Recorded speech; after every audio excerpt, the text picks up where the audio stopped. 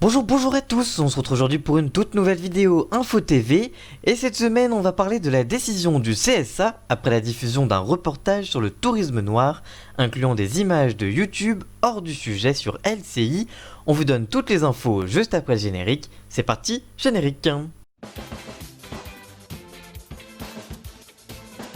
Petit rappel des faits, le 20 juin dernier dans Audrey & Co sur LCI, Monia Cachemire a consacré sa chronique au tourisme noir, c'est-à-dire le tourisme dans des lieux où se sont déroulées des atrocités ou des catastrophes. Pour illustrer son sujet, la chroniqueuse a cité deux youtubeurs, d'abord le collectif Mamie Twink, composé de Florian, François et Julien.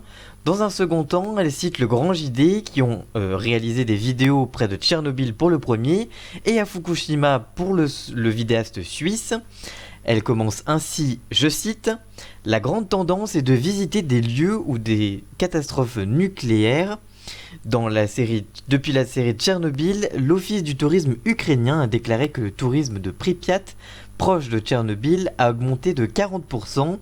Il existe pour ce tourisme noir des vlogueurs spécialisés qui vont visiter pour vous avant de lancer les premières images. Ainsi, je cite toujours, « Je vous invite à découvrir ce blogueur, il est français, il s'appelle Mamie Twink et il nous donne des bons plans vacances dans la fameuse ville fantôme de Pripyat.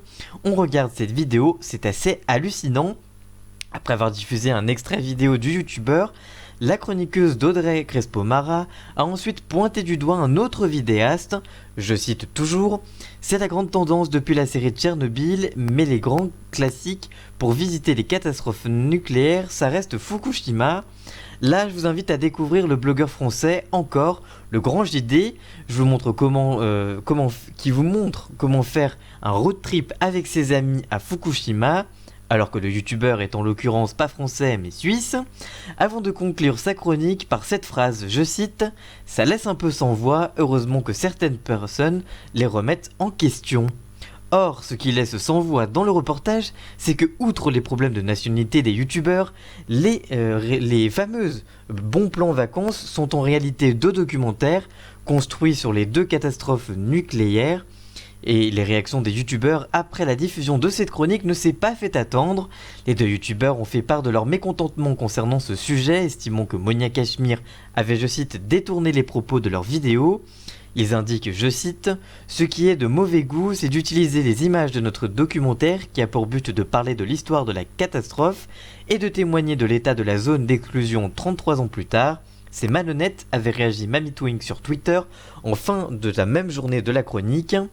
Dans une vidéo sur sa chaîne YouTube, le vidéaste a expliqué le 30 juillet dernier avoir échangé avec un responsable de TF1 pour lui demander d'avoir un droit de réponse, ce qui ne lui a jamais été accordé. Mais ce mardi, saisi par les internautes, le Conseil supérieur de l'audiovisuel a rendu sa décision concernant la séquence sur LCI.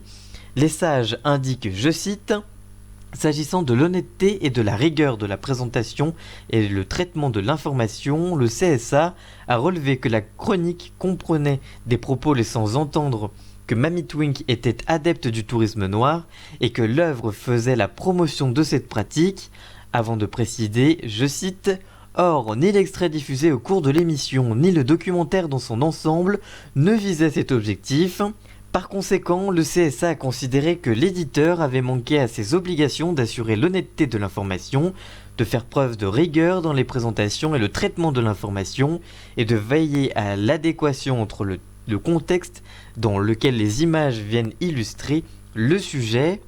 Ainsi, le Conseil a mis en garde les responsables de LCI, ce qui n'implique aucune sanction pour la chaîne, mais si cela venait à recommencer, la chaîne risquerait une sanction beaucoup plus lourde.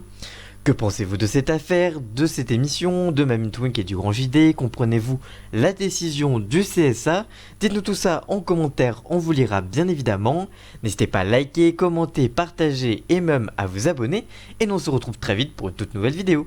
A très bientôt, ciao!